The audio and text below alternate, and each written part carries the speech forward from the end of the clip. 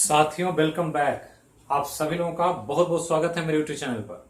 चलिए एक बार फिर हम लोग उपस्थित हैं नवजीवन कैंपस के ऑनलाइन क्लास श्रृंखला में और आज बात करेंगे समान अध्ययन के अंतर्गत ज्योग्राफी से संबंधित एक महत्वपूर्ण परीक्षा उपयोगी एक बहुत इंपॉर्टेंट टॉपिक की। पिछले क्लास में ज्योग्राफी हमने कृषि के स्वरूप का स्टडी किया था कि एग्रीकल्चर का क्या स्ट्रक्चर होता है, किस किस प्रकार के कृषि कार्य होते हैं। आप उसी से संबंधित एक और महत्वपूर्ण टॉपिक देखने जा रहे हैं। हमने लिखा यहां पर कृषि में क्रांति, रिवोल्यूशन इन एग्रीकल्चर हमेशा से एक बहुत ही हिट टॉपिक के रूप में पढ़ा जाता है, चाहे वो ऑब्जेक्टिव पीटी का एग्जाम हो या कमीशन स्तर पर मेंस एग्जाम लिखना हो, हर जगह पर यह टॉपिक से सवाल रहता ही रहता है। तो इसी को ध्यान में रख करके हम लोग कृषि से संबंधित महत्वपूर्ण क्रांतियों पर एक नजर डालेंगे और बिल्कुल कॉन्सेप्चुअली समझने का प्रयास करेंगे कि कृषि में क्रांति कैसे शुरू हुई, क्या इसकी आवश्यकता पड़ गई जो क्रांति करना पड़ा, और उस क्रांति के क्या सकारात्मक और नकारात्मक प्रभाव पड़े हमारे सामाजिक, आर्थिक और पूरे देश की अर्थव्यवस्था पर। तो चलिए शुरू करते हैं। कल क्लास नहीं हो सका था, कुछ पर्सनल निजी व्यस्तता के कारण, तबियत भी पूरी तरह से अच्छी नहीं है, फिर भी कोशिश कर रहे हैं कि क्लास हो आपका कंटिन्यूटी के साथ। तो ये ध्यान रखना। और हमने कहा है कि क्लास तभी एब्सेंट होता है जब कुछ बहुत ज्यादा समय का अभाव होता है, तभी ऐसा क्लास में अनियमितता होती है। तो उसको अदरवाइज नहीं लेना है और क्लास को कंटिन्यू करना है। जब क्लास ना हो तो टेलीग्राम पर सूचना मिल जाता है, आप टेलीग्राम को जरूर देखते रहें कि कुछ कारण नहीं है, कुछ कारण की वजह से हो गया है, तो उसको ध्यान देना है। दूसरा कि आप अपना सेल्फ स्टडी जारी रखें। क्लास तो एज यूजुअल चलता ही है, लेकिन अगर क्लास डिसकंटिन्यू तो उस टाइम पर रिवाइज करें, जो पीछे पढ़ी हुई चीजें उसको आप पूर्णावलोकन करें, जरूर उसको डिवीजन तौर पर देखें। अब चलिए शुरू कर रहे हैं हम। कृषि में क्रांति की बात हमने कहा, बहुत इंपॉर्टेंट टॉपिक है। हम कह रहे हैं बार बार, कोई ऐसा एग्जाम नहीं है जिसमें पूछा नहीं जाता। इवन कि एक ग्रुप डी लेवल से लेकर के बीपीएससी यूपीएससी के लेवल तक हर जगह पर क्वेश्चन मिलेगा और इसी को आपको ध्यान रखना। तो चलिए शुरू करते हैं। और यहां पर बहुत सारी क्रांतियां, सैकड़ों क्रांतियां कृषि में आज के समय में की गई है और उसी को ध्यान में रख करके हम लोग को पढ़ना है।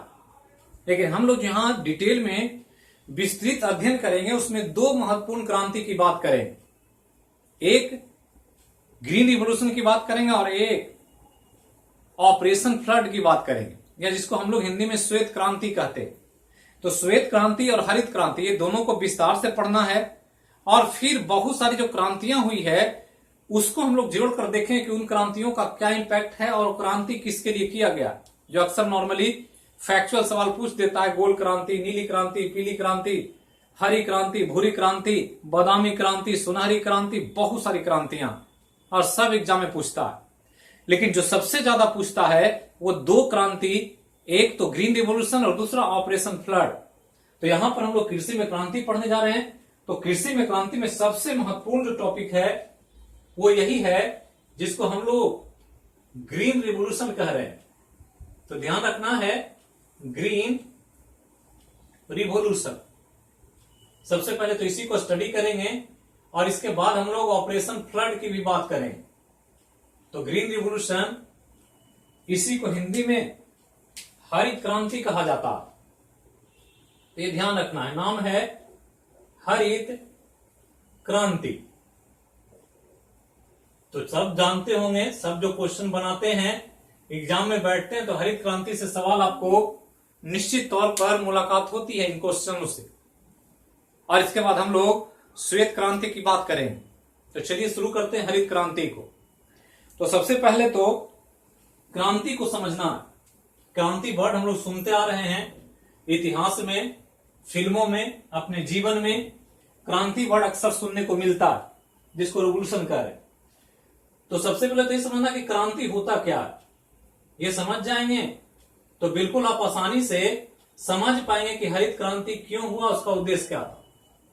एक होता है क्रांति और एक होता है आंदोलन। बिल्कुल कॉन्सेप्चुअली समझना है। तो आपको कोई भी परेशानी ना हो। क्रांति को अंग्रेजी में रिवोल्यूशन लिख रहे हैं और आंदोलन को अंग्रेजी में मूवमेंट कहते हैं। तो दो एग्जाम्पल समझें, दो व्यक्ति के कार्य को जोड़कर देखें, आपको बिल्कुल समझ में आ जाए। तो ये दो वर्ड इतिहास में बहुत मिलता है। क्रांतिकारी आंदोलन भी पढ़ते हैं हम लोग और बहुत सारे आंदोलन भी पढ़ते हैं नॉर्मली। और जो स्वतंत्रता के लिए लड़ाइयां लड़ी गई भारत में अंग्रेजों के विरुद्ध, उसमें दो तरह के लोग लड़ा करते थे। एक जो क्रांतिकारी कहलाते थे और एक स्वतंत्रता सेनानी कहलाते थे, अलग अलग तौर पर। जैसे हम नाम लें तो गांधी जी को क्रांतिकारी नहीं माना जाता है। गांधी जी हमेशा आंदोलन किया करते थे। लेकिन भगत सिंह का कल ही जन्मदिन था और भगत सिंह को भारत के स्वतंत्रता की लड़ाई में बहुत बड़े क्रांतिकारी के रूप में देखा जाता। चंद्रशेखर आजाद की बात करें, सुभाष चंद्र बोस की बात करें, तो ये सब क्रांतिकारी थे। लेकिन गांधी जी जैसे लोगों की बात करें तो ये सब शांति प्रिय और अहिंसा के आंदोलन के तौर पर इन लोगों ने स्वतंत्रता को चलाया, स्वतंत्रता की लड़ाई लड़ी। तो यही दोनों को समझना है कि क्रांति और आंदोलन होता क्या है। तो क्रांति का मतलब सिंपल समझना है कि कोई भी आमूल चूल परिवर्तन, ये ध्यान रखना है, आमूल चूल परिवर्तन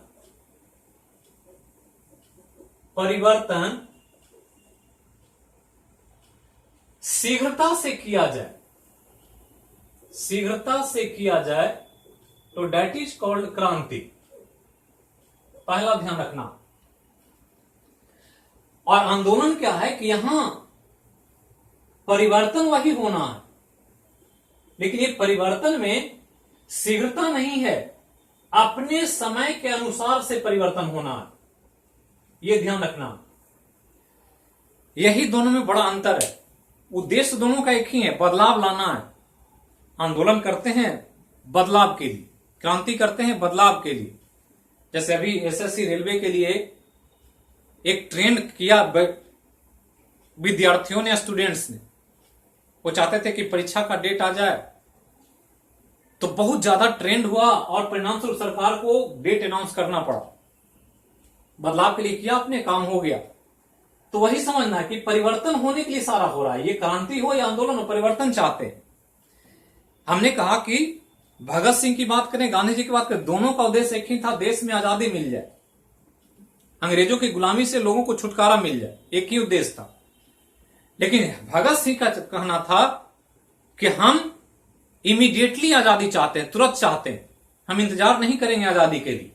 और उसके लिए हमको अपना सर काटना पड़े वो भी मंजूर है, और किसी का सर काटना पड़े तो वो भी मंजूर है, लेकिन हम आजादी लेकर रहेंगे और बहुत जल्दी लेना चाहते हैं।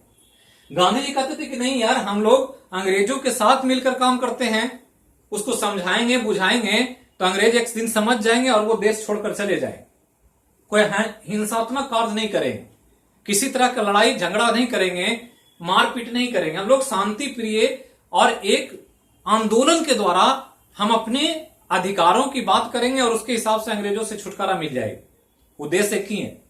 तो गांधी जी के रास्ते पर चल करके आजादी मिली, लेकिन काफी लंबा वक्त लग गया। 1857 की पहली जो स्वतंत्रता की लड़ाई मानी जाती है, वहां से 1947 90 साल का समय लग जाता।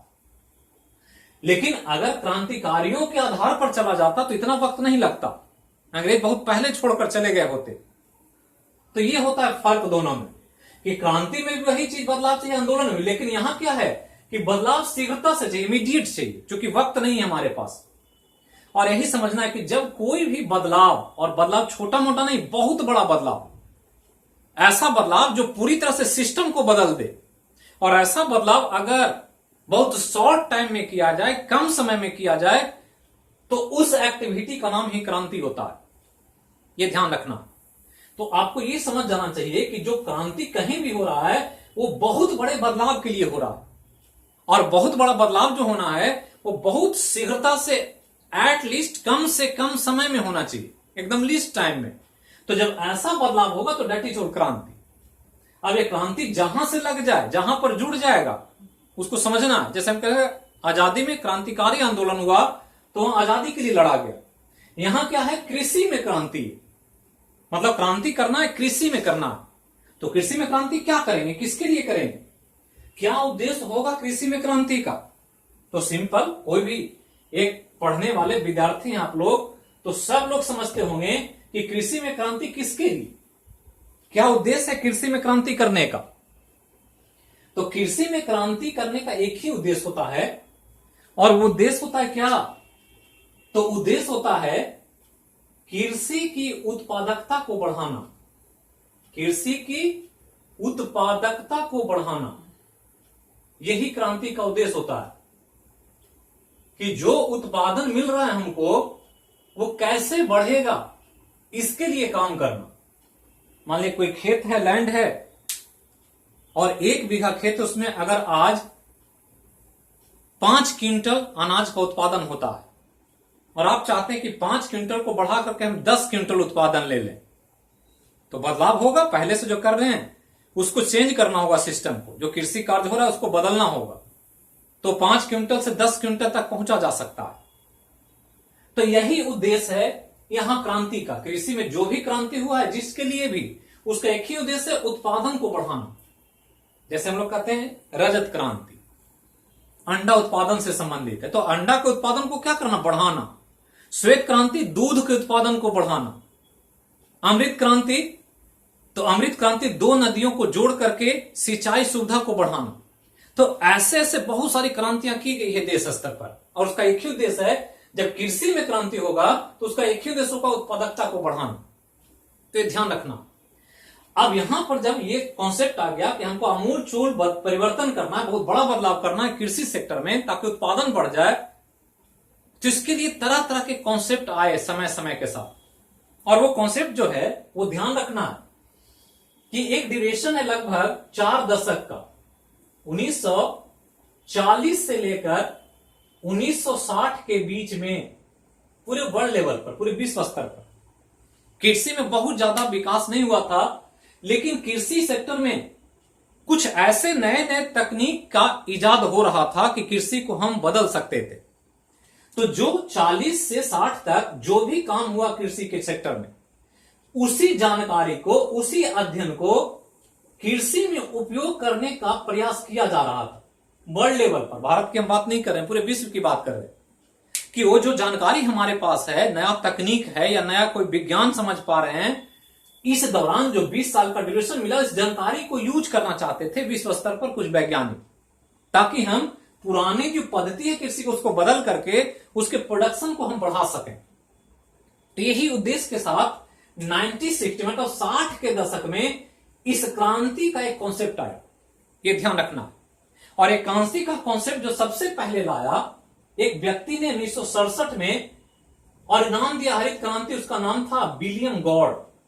ये ध्यान रखना, कभी कभी एकदम नॉर्मल सवाल पूछ देगा और बहुत लोग फंस जाएंगे इसमें, और बीपीएससी यूपीएससी में खूब पूछेगा। तो विलियम गॉड संयुक्त राज्य अंतरराष्ट्रीय विकास संघ के पूर्व निदेशक थे उस समय 60 के दशक में, और इन्होंने ही सबसे पहले दुनिया में ये वर्ड को डिफाइन किया, हरित क्रांति।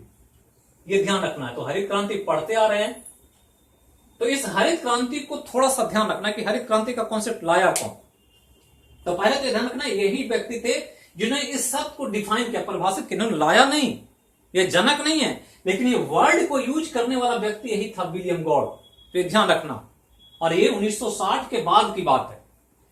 अब 1960 का दशक आ गया, और ध्यान रखना कि वर्ल्ड लेवल पर विश्व में पॉपुलेशन के आधार पर विकासशील देशों में भोजन का बहुत अभाव था 60 के दशक में आते आते भारत जैसे देशों में। अब ध्यान देना कि भारत को जब ध्यान दें तो भारत के पहले हम चलते हैं विश्व स्तर पर, देखते हैं, फिर भारत पर भी देख लेंगे। तो एक व्यक्ति का नाम आता है 60 के दशक में ही, नॉर्मन ई बोरलॉग। ये बहुत इंपॉर्टेंट व्यक्ति है, ध्यान रखना है। नॉर्मन ई बोरलॉग को याद रखना है पहले, जिनको हरित क्रांति का जनक माना जाता है। हरित क्रांति का जनक, पहला पॉइंट तो यही पूछता है एग्जाम में कि हरित क्रांति का जनक किनको माना जाता है, फादर ऑफ ग्रीन रिवोल्यूशन किसको कहते हैं, तो नॉर्मन ई बोरलॉग। इसके पहले जबकि हरित क्रांति वर्ड दिया था विलियम गॉर्ड ने, हमने ये कहा, लेकिन फादर ऑफ ग्रीन रिवोल्यूशन पूछेगा तो इनका नाम लेना। और ये एक अमेरिका के कृषि वैज्ञानिक थे, अब तो मर चुके, 2009 में इनकी मृत्यु हो गई। अमेरिका के कृषि वैज्ञानिक, और इन्होंने ही एक नया कॉन्सेप्ट लाया कृषि उत्पादन को बढ़ाने के लिए। हमने कहा कि जो भी करना है उत्पादन के लिए करना है, कृषि में ज्यादा से ज्यादा हम प्रोडक्शन लेना चाह रहे हैं, इसके लिए सारा काम हो रहा है। और यही वो व्यक्ति हैं जिन्होंने पहली बार एक कॉन्सेप्ट लाया। कॉन्सेप्ट क्या लाया? कॉन्सेप्ट ये लाया कि अगर हम कोई पौधा है, फसल का, धान है, गेहूं है, कुछ भी है, तो इस पौधे का साइज मतलब आकार, लेंथ की बात करते हैं, लंबाई की बात, आकार को छोटा कर दे। क्या कर दें? छोटा कर दें, तो इसकी उत्पादकता बढ़ जाएगी। ये इनका कॉन्सेप्ट था, उत्पादकता बढ़ जाएगी, मतलब पहले से ज्यादा उत्पादन देगी अगर हम पौधे का आकार छोटा कर दें। और ये ऐसा होता है। कॉन्सेप्ट है नॉर्मल। कॉन्सेप्ट क्या है कि एक प्लांट है जिसको बहुत बड़ा होना है, जिसकी लंबाई बहुत ज्यादा होती है नॉर्मली, तो प्लांट को बड़ा होने के लिए पोषक तत्व चाहिए, भोजन चाहिए, पानी चाहिए, मिनरल्स चाहिए, वो मिट्टी से लेती है, धीरे धीरे प्लांट बड़ा होता है। और जब बड़ा हो जाता है तो उसमें फल लगते हैं, फसल मिलता है, उत्पादन होता है। तो इनका कॉन्सेप्ट था, क्योंकि कृषि वैज्ञानिक थे तो ये काम करते थे, तो इनको लगता था कि अगर हम इसका साइज छोटा कर दें तो जो पोषक तत्व या जो ऊर्जा उसके शरीर को बड़ा करने में खर्च होता है वो तो कम लगेगा, क्योंकि अब साइज छोटा हो गया तो ज्यादा बढ़ने के लिए ज्यादा एनर्जी, ज्यादा पोषक तत्व नहीं चाहिए। तो जो एक्स्ट्रा एनर्जी बच जाता है, जो पोषक तत्व बच जाता है, वही पोषक तत्व उसकी उत्पादकता को क्या करेगा? इंक्रीज कर देगा। और ऐसा इन्होंने किया। और किया क्या कि मैक्सिको उत्तर अमेरिका में स्थित एक देश, ये ध्यान रखना, तो मैक्सिको में एक बौना साइज का गेहूं विकसित किया। ये ध्यान रखना है, बौना साइज का गेहूं, मतलब नॉर्मल गेहूं को उसके जीन को चेंज करके, उसके डीएनए को चेंज करके साइज छोटा कर दिया इन्होंने, जिनका नाम हम ले रहे हैं कौन? Norman E Borlaug. और छोटा करके जब इस गेहूं को लगाया खेतों में, तो उस गेहूं में प्रोडक्शन बहुत ज्यादा मिला, बहुत ज्यादा, जो पहले से कहीं ज्यादा था। जब ऐसा हुआ तो इनको लगा कि जब ऐसा हो सकता है और इसको अगर पूरी दुनिया में लगाया जाए तो पूरी दुनिया में उत्पादन इतना बढ़ जाएगा कि जो भूखमरी और गरीबी की समस्या उसको मिटाया जा सकता है।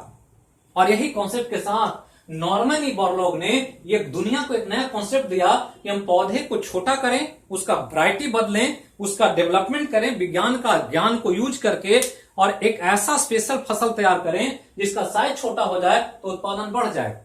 और ये पूरी दुनिया में लागू हुआ। ये 60 के दशक की बात है। और जब लागू हुआ तो खासकर पूरे वर्ल्ड के जो डेवलपिंग कंट्री थे, जो विकासशील देश जितने थे, यहां पर काफी फायदा हुआ, उत्पादन काफी बढ़ गया। और जब बढ़ा तो इन्हीं के काम को देख करके इनको ग्रीन रेवोल्यूशन का फादर के रूप में सम्मानित कर दिया गया। और इनके काम को देख करके 1970 ईस्वी में इनको नोबेल शांति पुरस्कार से सम्मानित किया गया। तो ध्यान रखना, नोबेल का शांति पुरस्कार इनको 1970 में मिला। और ये एक बड़ा अचीवमेंट था, खास करके कृषि के लिए। ये ध्यान रखना, तो ये भी पूछेगा एग्जाम में कि नॉर्मन ई बोरलॉग को नोबेल पुरस्कार मिला था कब? तो 1970 में मिला था। किस क्षेत्र में? शांति के लिए मिला। और शांति मिले किसके लिए मिला? तो कृषि कार्य के लिए मिला। कृषि में जो इन्होंने एक अद्भुत काम किया वर्ल्ड लेवल पर, इसके चलते इनको दुनिया में एक अलग पहचान मिला। और शांति पुरस्कार इसलिए कि लोगों को भूखमरी से बचाया इन्होंने। आज भी आपको पता होगा कि भारत की जो जनसंख्या है उसमें भूखमरी लोगों की संख्या पूरे वर्ल्ड में जितना है उसका 1/4 भारत में मिलता है। मतलब अगर 4 लोग भूखा सोता है तो उस 4 लोग में वर्ल्ड में एक व्यक्ति भारत में सोता है भूखा। आज भी यह स्थिति है, और वो तब है जब यह हरित क्रांति का बहुत बड़ा प्रभाव भारत में दिखता है। भूखमरी, कुपोषण भारत जैसे देशों के लिए एक बहुत बड़ा अभिशाप है। आज भी 2 वक्त की भोजन बहुत सारे लोगों को नहीं मिलती है। तो ये जो काम किया, जिसके कारण भूखमरी पर बहुत कंकुश लगा, कंट्रोल हो गया, तो लगा कि अगर लोगों को भोजन मिल जाए अच्छा से तो विश्व स्तर पर शांति को कायम किया जा सकता है। क्योंकि कोई भी अपराध, कोई भी क्राइम, कोई भी जुर्म होता है तो पेट की आग मिटाने के लिए होता है। जब पेट में खाली अनाज नहीं मिलेगा तो आदमी अपराध करेगा अपने परिवार को और अपने पेट को पालने के लिए। तो यही सब काम को देखते हुए नॉर्मन बोरलॉग को नोबेल का शांति पुरस्कार 1970 में दिया गया। तो ये ध्यान रखना है। और इनको कृषि का भीष्म पितामह भी कहा जाता है, ये ध्यान रखना है। एक कॉमन नेम है इनका, कृषि का भीष्म पितामह। तो ध्यान रखे होंगे, भीष्म पितामह नाम सुनते ही होंगे। महाभारत में बहुत अच्छे किरदार और बहुत बड़ा एक प्रिंसिपल से साथ जीने वाले व्यक्तित्व को उन्होंने निखारा। तो पितामह मतलब क्या थे? महाभारत में जो सबसे बड़े थे उनको पितामह कहा गया, उनसे बड़ा कोई था ही नहीं। उसी तरह से कृषि वैज्ञानिक के तौर पर देखें तो नॉर्मन बोरलॉग से बड़ा कोई वैज्ञानिक कृषि क्षेत्र में पूरे विश्व में नहीं हो पाए, और इसलिए इनको कृषि के पितामह के रूप में भी देखा जाता। तो ये सब बातें होने लगी और पूरे विश्व स्तर पर विकासशील देश इस कॉन्सेप्ट को लेकर के आगे आने लगे। और यही समय भारत के लिए भी एक नई क्रांति की आवश्यकता को जन्म दे रहा था। भारत में जो स्थितियां थी, ये नॉर्मन बोरलॉग को के कॉन्सेप्ट को या इसकी अवधारणा को लागू करने के लिए सबसे इंपॉर्टेंट समय के तौर पर देखा जा रहा था। समझना क्या है कि भारत में जो ये कॉन्सेप्ट आया बोरलॉग का, वो कैसे आया, इसको समझना।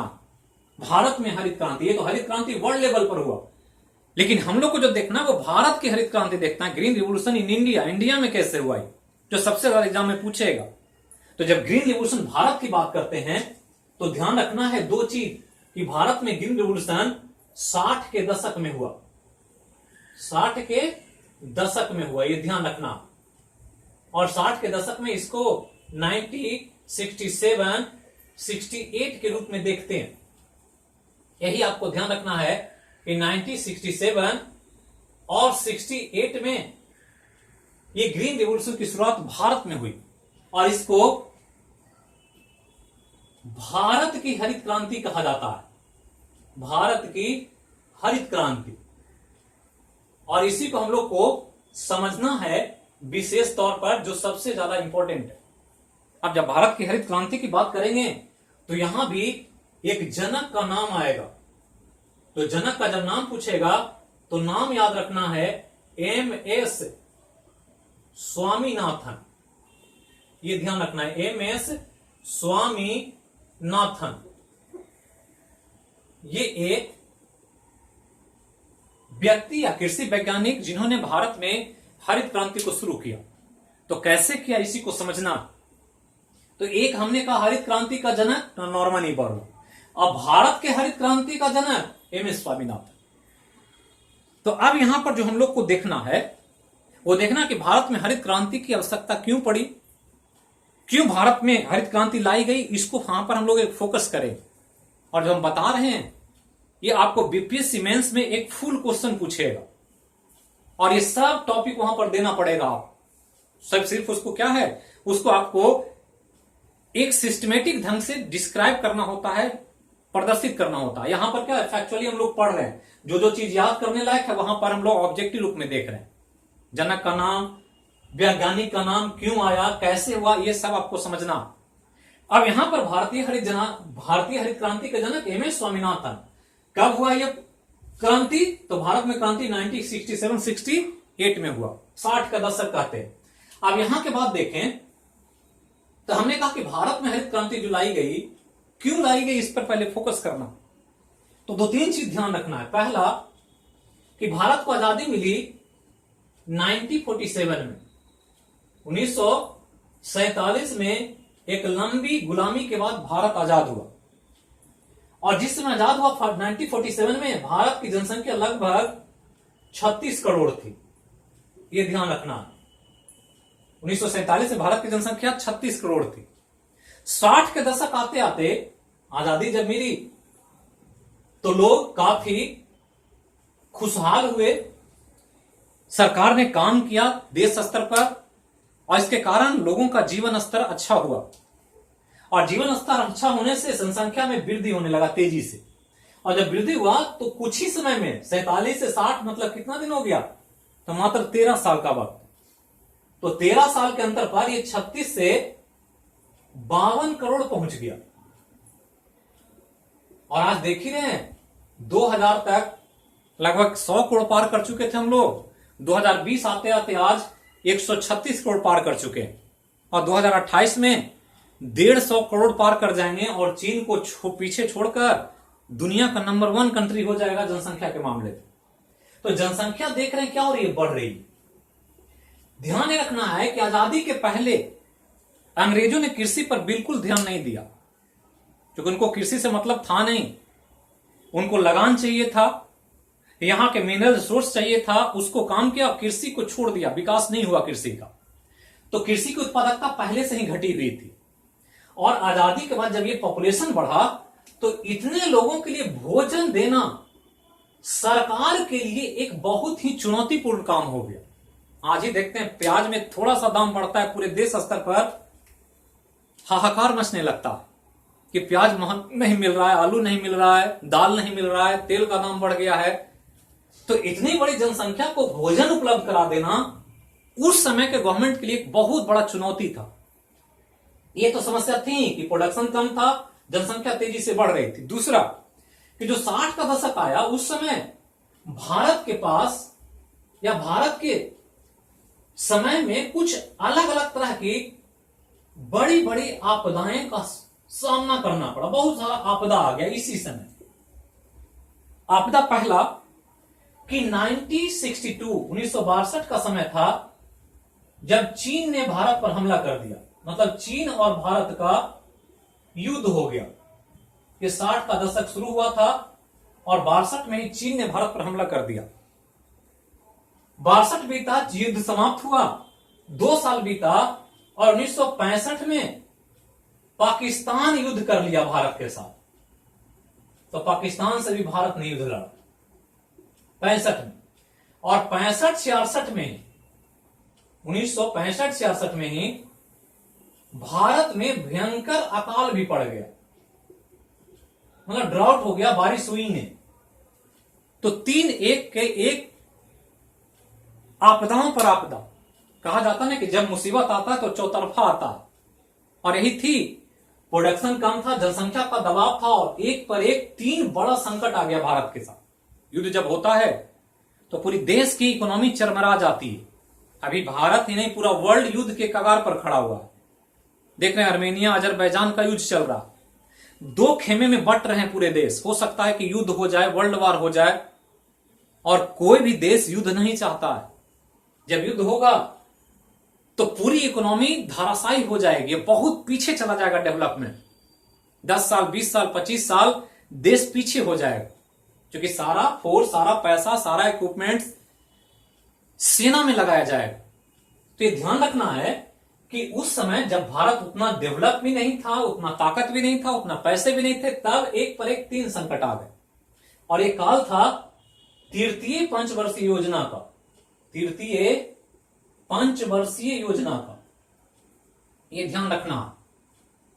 और तृतीय पंचवर्षीय योजना तथा थर्ड 5 ईयर प्लान, जो इकोनॉमी में हम लोग पढ़ते हैं पंचवर्षीय योजना को, 61 से 66 ये तृतीय पंचवर्षीय योजना, इन सब तीनों कारणों से क्या हो गया, बिल्कुल असफल हो गया। सरकार की योजना फेल हो गई। जो सरकार ने सोचा, जैसा काम किया, जो लक्ष्य था, सादा था, वो लक्ष्य असफल हो गया, पूरा नहीं कर सका सरकार।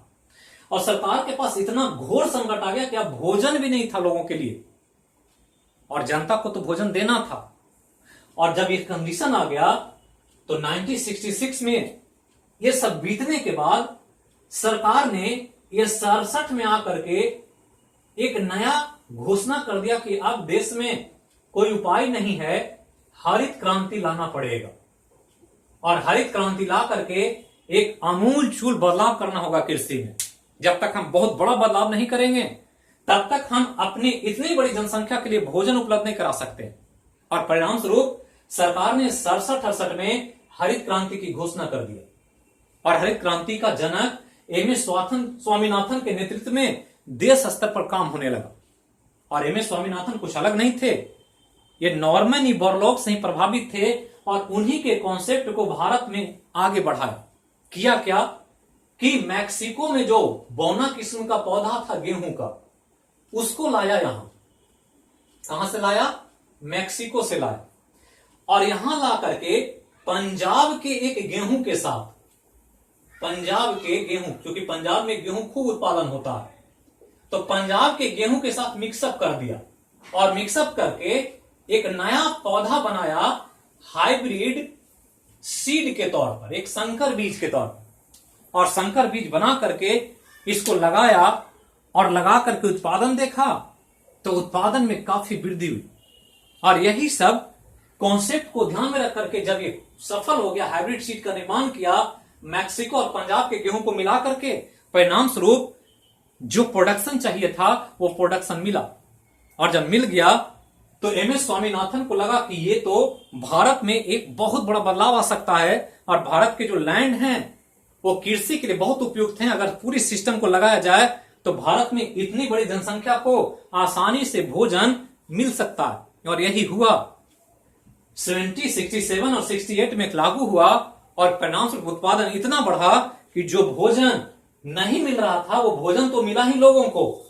इतना भोजन मिला कि भारत भोजन के मामले में या खाद्यान्न के मामले में अब आत्मनिर्भर देश के रूप में जाना जाने लगा। तो यही था पूरा बेसिक कॉन्सेप्ट हरित क्रांति का। लेकिन ये तो आपकी पृष्ठभूमि थी, हरित क्रांति कैसे हुआ, क्या क्या चीजें की गई और क्या वैज्ञानिकों ने किया और किस किस लोगों ने योगदान दिया, क्यों हुआ ऐसा।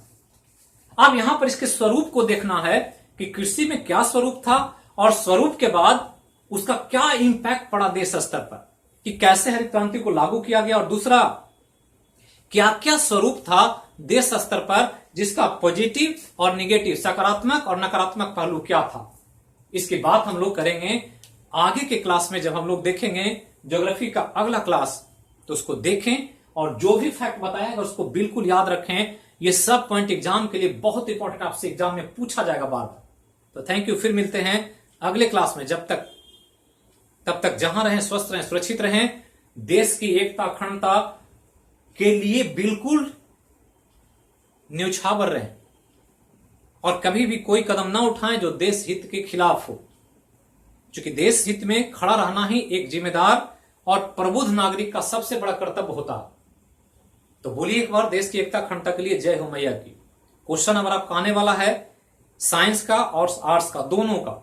वो आएगा 10-10 क्वेश्चन का और वो पर डे होने वाला, 1-2 दिन में शुरू हो जाएगा। तो उसकी सूचना हम टेलीग्राम पर डाल देंगे। तो थैंक यू।